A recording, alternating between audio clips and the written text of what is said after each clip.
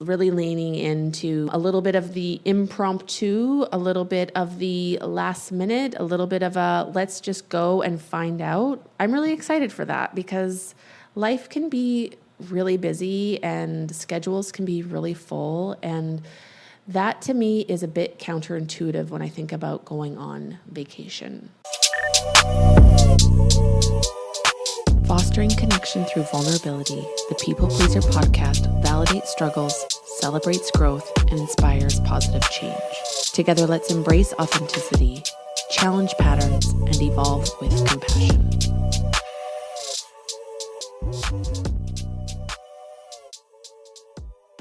Hello and welcome to another episode of the People Pleaser podcast.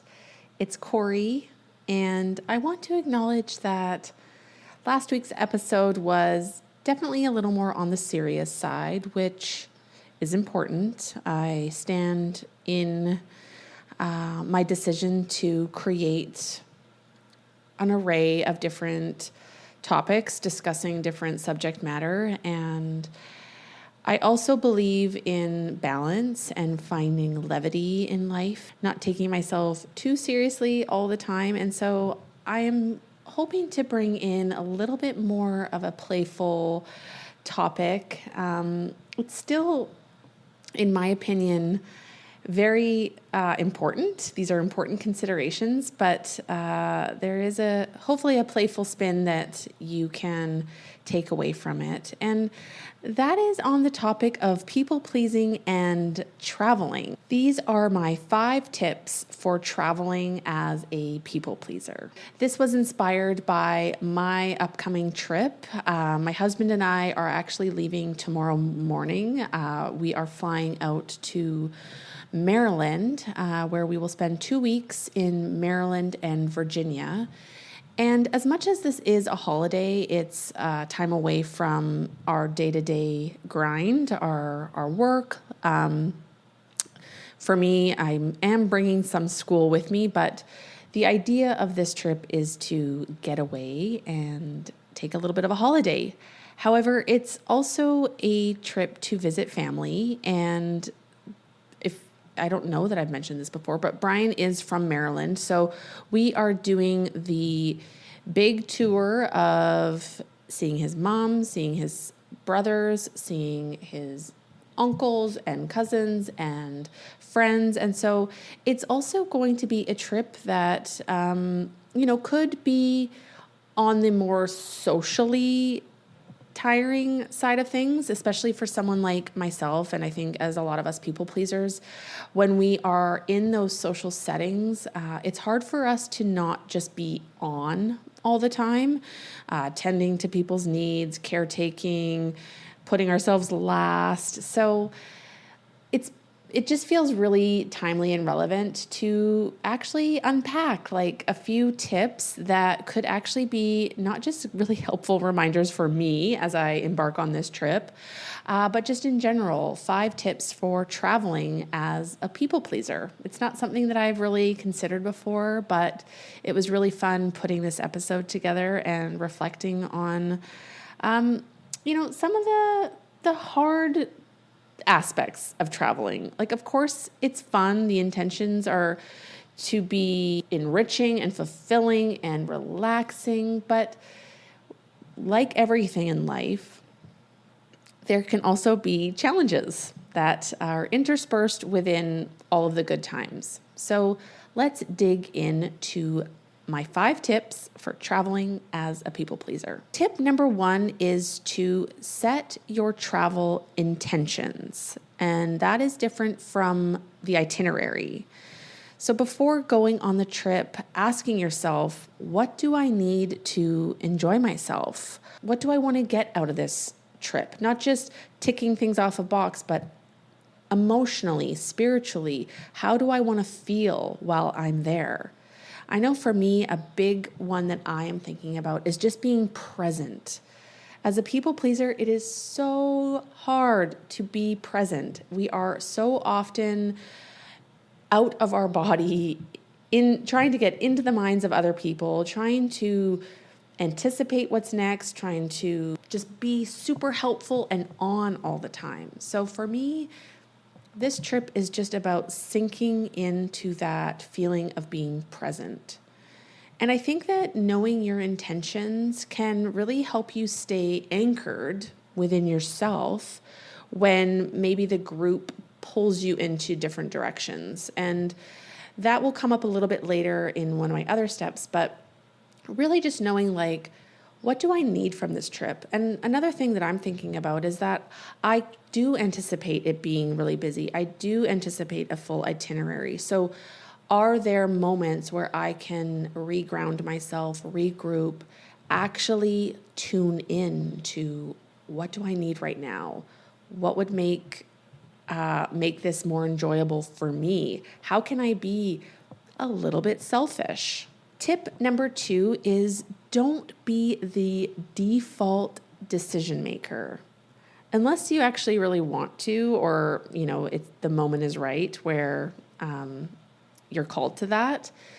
But people pleasers often become the unofficial planner, the peacekeeper in group settings, and the pack mule, like thinking of all the things that you need to bring and for that matter, what everybody else needs to bring. So this is a reminder to share the load, literally and emotionally. And it's okay to not be in charge. You can say, I don't want to plan dinner. I don't want to think about what I want to do tomorrow. Like, I actually want to be cared for. I want the plans to be made. I want to just go with the flow today.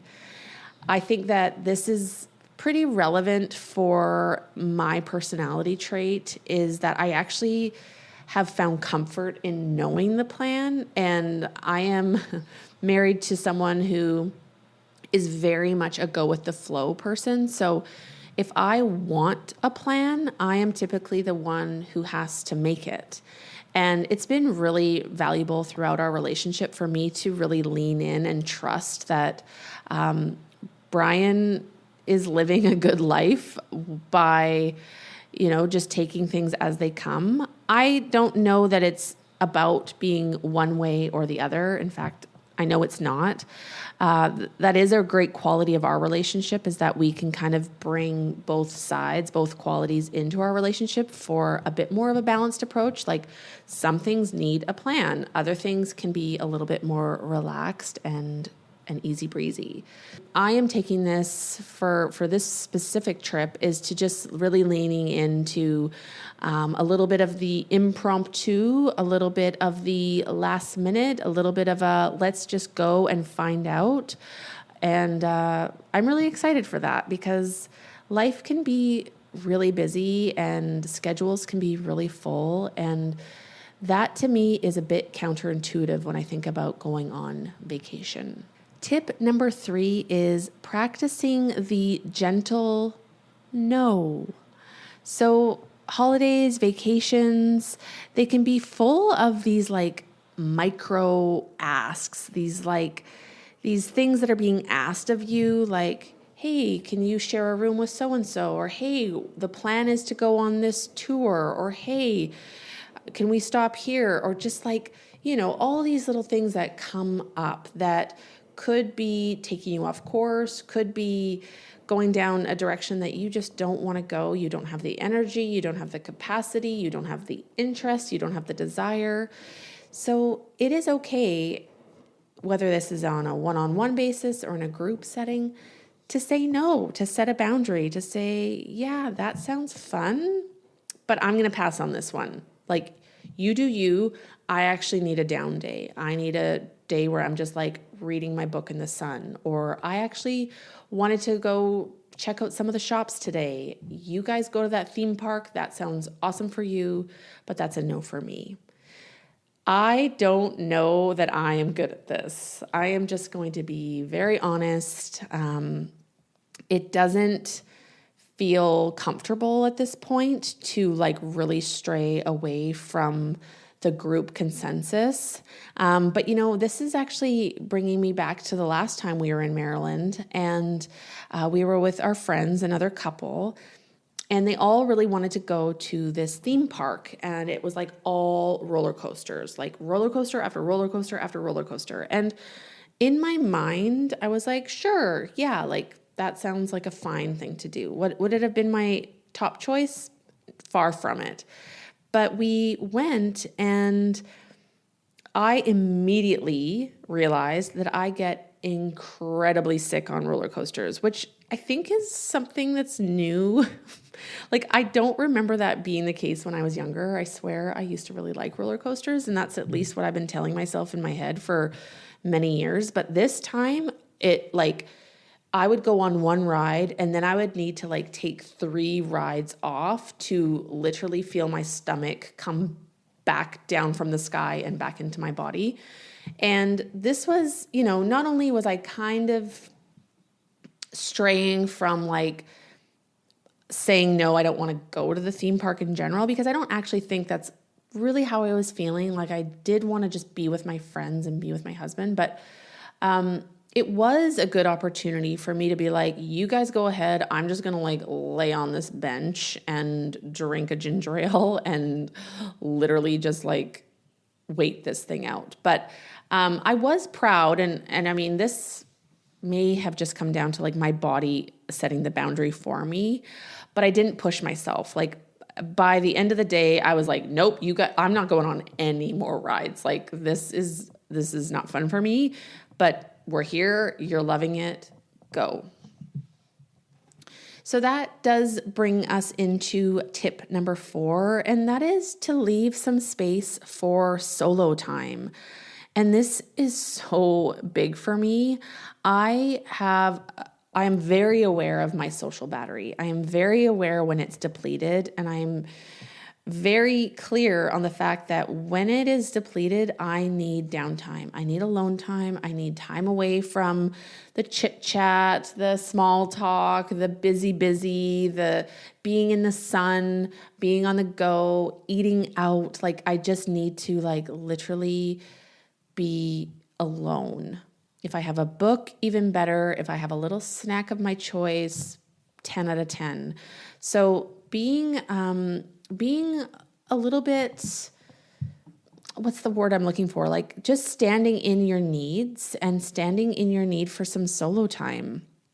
I think it can be hard to do this when we're sort of trying to make the most of every minute and just like see as many people as we can see, do as many things as we can do, because time is so precious. And it can feel like we can be filled with these feelings of guilt, like these guilty feelings when we're stepping away. And there's even sometimes that feeling of FOMO, like fear of missing out. But the solo time can actually help reset and help us show up more fully when we do finally rejoin the group. So just leaving some space for that one-on-one or that downtime can be really, really beneficial to your overall experience within the holiday, within a group. Finally, tip number 5 for traveling as a people pleaser is letting go of being the good vibes only person. So similar to what I was just talking about, like, it's okay if you're tired, you're cranky, you're out of your element, you're not getting the best sleeps, your tummy hurts, you haven't pooed for the first few days of your trip. It's okay. Vacations don't have to be perfect, and you certainly shouldn't expect yourself to be showing up perfect either. You're allowed to have needs, you're allowed to have emotions and preferences, and it's also possible to have fun within that. It can all exist. So those are my 5 tips for traveling as a people pleaser, and please know that I am going to be doing my best to implement these ASAP on my trip starting tomorrow. It's been just like hilarious. I'm kind of thinking about the don't be a default decision maker. And that has already come into play just in the planning of this trip. And I think the flip side of it too is that, like, part of me actually wants to make some decisions on this trip, because this is like my husband's world, and these are his family, his friends, and of course they're now my family, my friends, but hopefully you know what I mean. And a lot of these things, like, he's choosing because he has that local knowledge. He wants to go to like some of his favorite places, and he of course wants to share those with me, but it could be really important and really cool if I said, you know what, like, I want to go to this place, and it may be somewhere that he has been a million times and doesn't really think that's all that great, or it could be something that he's never heard of, and he's like, okay, let's try something new.